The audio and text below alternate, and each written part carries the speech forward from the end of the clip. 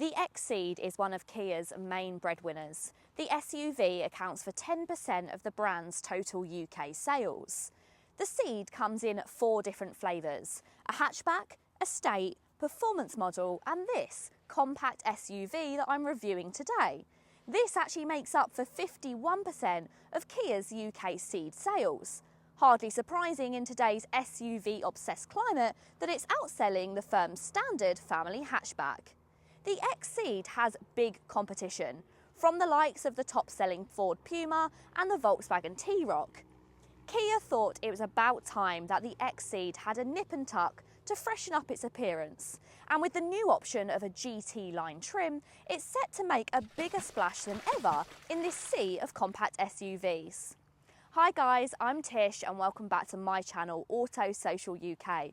In today's video I'm going to be telling you everything you need to know about the revised facelifted version of the Kia XCEED. So if that sounds good, then please keep watching, and if you do like new car reviews and car content, then don't forget to hit that subscribe button and turn on the bell notification to never miss a video from me. Naturally, the styling updates that we saw last year on the hatchback have been carried across to this crossover model, and that includes new LED headlamps and a revised grille.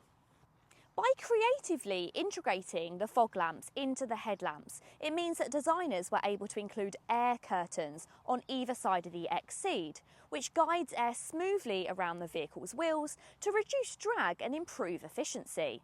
Plus, the addition of this sportier looking GT line model that also includes a new bumper air intake. The air curtains are also finished in a dark chrome. You get 18-inch alloy wheels and a body coloured diffuser element at the rear.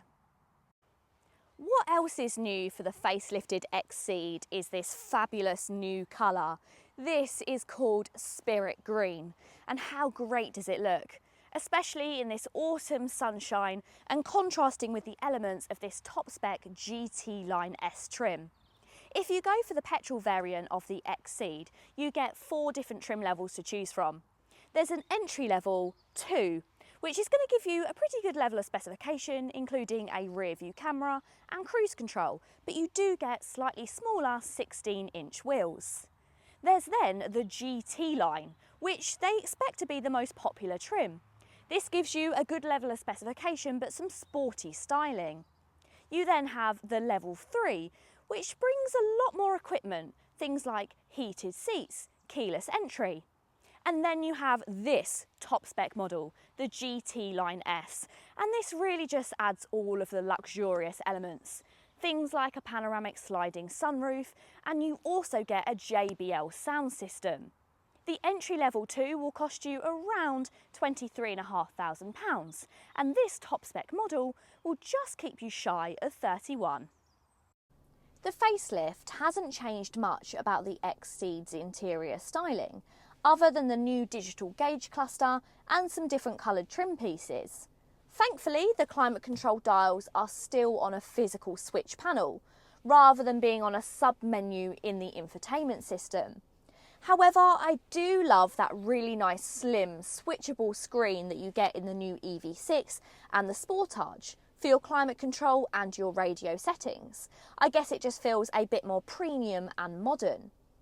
The quality is fantastic. You've got a really nice leather wrapped steering wheel, you've got leather all around the dashboard, and you have got bits of chrome detailing and gloss back, but not too much for it to look cheap. There's a good level of equipment as well, especially on this GT Line S trim. I mean, I've got pretty much everything in this. Heated seats, a heated steering wheel, wireless charging, a JBL sound system, satellite navigation, Apple CarPlay, Android Auto, rear view camera, adaptive cruise control, name it, it has got it. But all levels of the XCEED seem to be very well specified. It's really usable as well. There's a good level of storage. I've got some storage in front of the gear selector, which houses not only a USB, but a USB-C charge point as well, so that's nice and handy. I've got 2 cup holders, which can be hidden away, and I've got an armrest, which is surprisingly deep. Don't expect class-leading amounts of space in the rear. Legroom is about average and headroom can get tight, especially with the panoramic sunroof. Not ideal for 3 people, but okay for 2. However, air vents and a charge port are very welcome and not always given amenities.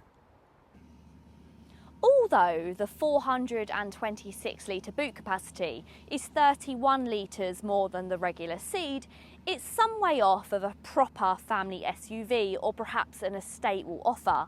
If practicality is important, then you'd be better looking at the Kia Sportage or even the XCEED Estate. Despite the average space, it's super handy. There's an adjustable boot floor to add space or reduce the lip, bag hooks, a 12-volt charge port, and straps and tether hooks. The engine is a 1.5 litre TGDI turbocharged 4-cylinder petrol unit, which replaces the old 1.4 litre unit. The new engine produces 158 brake horsepower and 253 newton meters of torque. So the XCEED is a direct rival for, say, the 153 brake horsepower Ford Focus Active. The Kia is available with the manual gearbox, which is the one that I'm driving here today, and that's a conventional 6-speed unit, rather than the company's new IMT intelligent manual transmission or the 7-speed dual clutch automatic. It really does feel quite punchy at anything above 1,500 RPM, and I'm pleasantly surprised at just how well it responds to being worked hard. It sounds a little bit harsh in first and second gear, and you do have to rev it quite hard to stop the car from stalling. But once you get to a decent pace, that noise from the engine settles down, and actually, at motorway speeds, it feels quite refined. Raising the ride height by 44mm compared to the standard XCEED, plus the fact that it's got springs which are 7% softer at the front and 4% softer at the rear, means that the XCEED is just set up for a more comfortable ride. But mechanically, the new XCEED hasn't actually changed over the previous generation car. So from a ride and handling point of view, it still delivers respectable levels of comfort.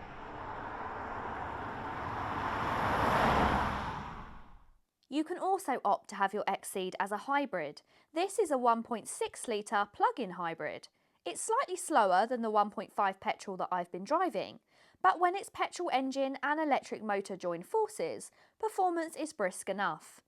With a fully charged battery, it has an official pure electric range of just less than 30 electric miles.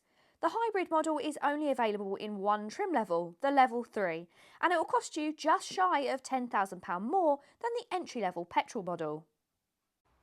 Often there are some vehicles out there which look like they need a complete overhaul.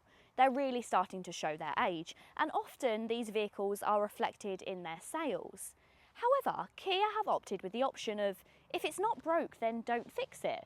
The Kia XCEED has actually aged very well, and the sales prove that. So Kia have opted to just give it a few minor nips and tucks to make it a bit more appealing to the rest of the compact SUVs out there. However, if you put it in the lineup of all of the new Kia models, for instance the new Sportage, the new EV6 and the new Niro, the Kia XCEED does look a very different car. But let me know, do you think they've done enough by introducing the GT line trim and giving it a few exterior tweaks? Or do you think they should have had a completely new model? Let me know in the comments down below. If you've enjoyed the video, as ever, go ahead and give it a big thumbs up. And if you wanted to see more videos from me on this channel, Auto Social UK, then hit that subscribe button. Until next time guys, see you later.